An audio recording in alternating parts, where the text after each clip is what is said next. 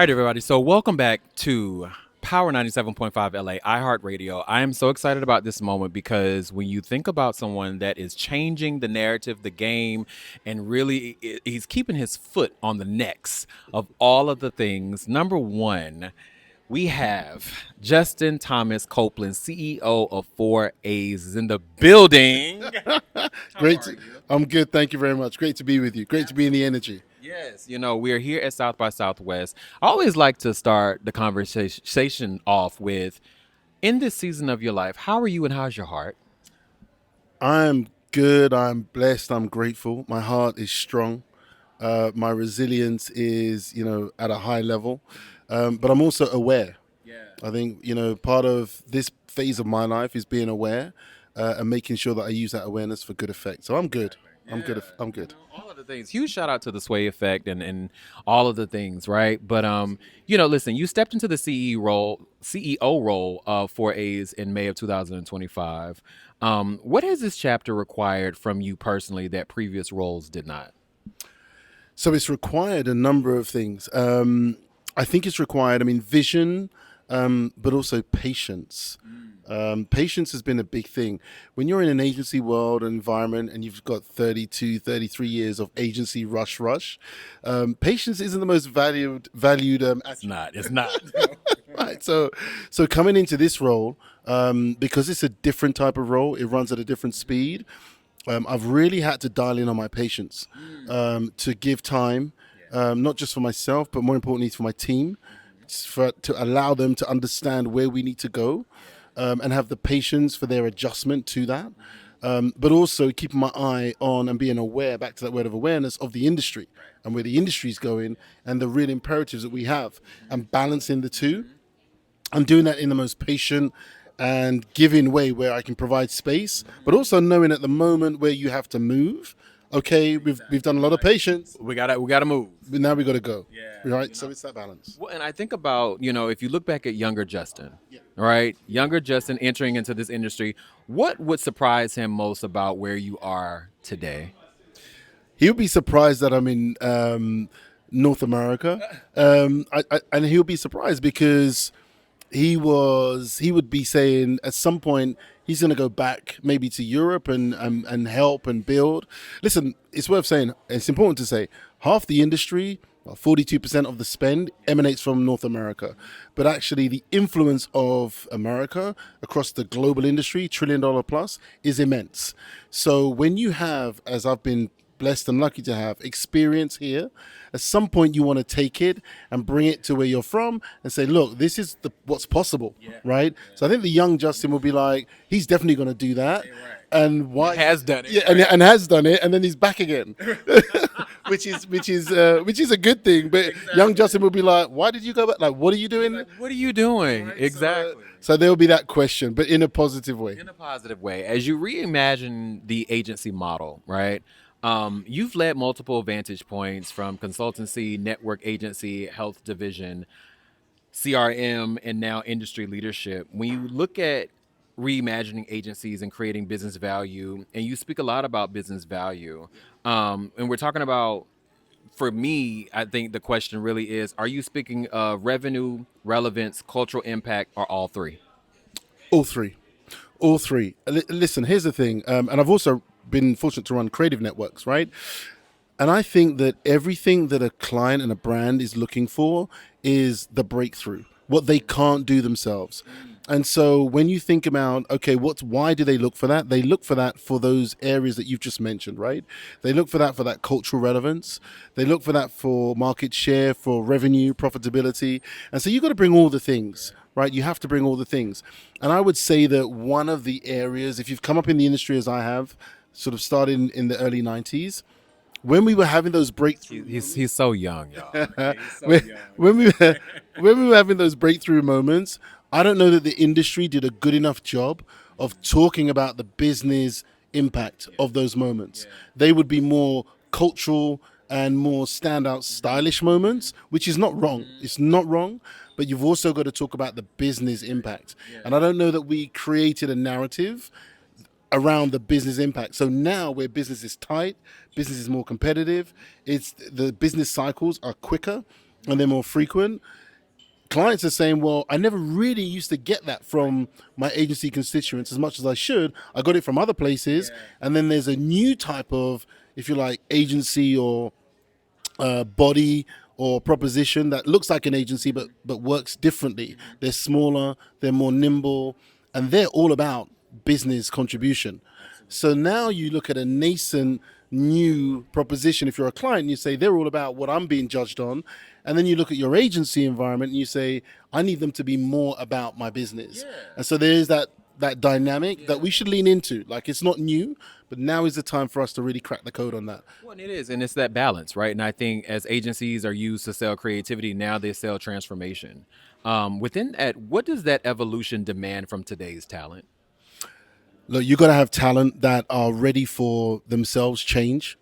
They're also confident to go into the quasi unknown, right?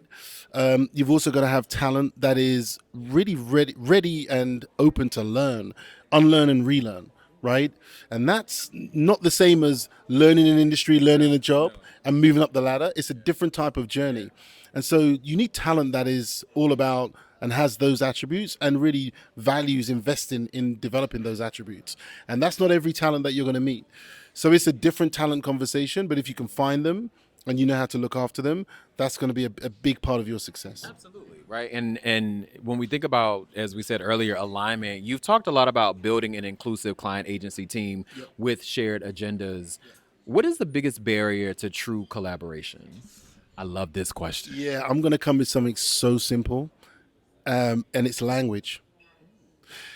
People, I'm lucky. I've been sort of client side, agency side, different types of agencies. I've worked in different client sectors. There is a language that you have to have if you're really, as an agency, if you're really going to impact your client's business. There's a language internally that they have. There's a way that they communicate. There are things that they care about at moments more than others. And if you haven't got the language and the vocabulary, and they're having to translate what you're giving to them as the senior client, they haven't got the time to translate it. So I think one of the biggest things Simplify. is just that simple language where if you're talking KPIs, you're talking the same KPIs. If you're talking about transformation, you're defining what that means. Transformation is a broad word, right? If you're talking about talent, you're specifying the type of talent you need. Language and specificity of language is so simple, but it's, we go on acronyms. We talk about coded words and coded tags and coded labels, and those things do not help simplifying language and understanding. And that's what language is. It's just about common understanding.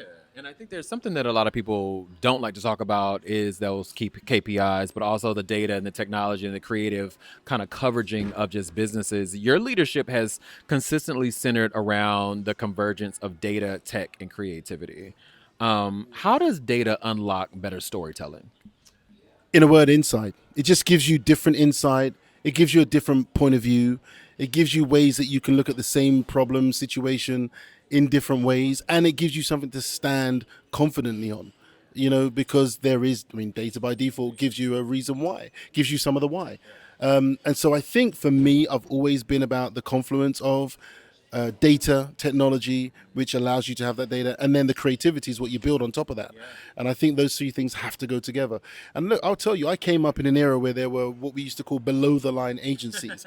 And below the line were the ones that talked about data and the boring stuff. But if you wanted an idea, you had to go above the line. I was never a student of that thinking. I was always a thought of data is just insight, which sparks an idea. That isn't any line. That's just a philosophy of thinking about how you spark out for a brand and drive their business in different ways. And I think that's, for me, where you have to have that, I would say, that confluence of skills and that mix of seeing the world through different lenses. So that's why I've always been about that intersect. And it's a beautiful marriage that I think that people do have to understand a little bit of all of those things, right? What is the biggest misconception CEOs have about AI and advertising right now? That it's going to downsize everything, that it's going to make everything cheaper, that it's a race to the bottom. And listen, I'll tell you there's reason why they're thinking about like that, because that's where many conversations have started. But here's my brief to CEOs and to myself, by the way: change the brief.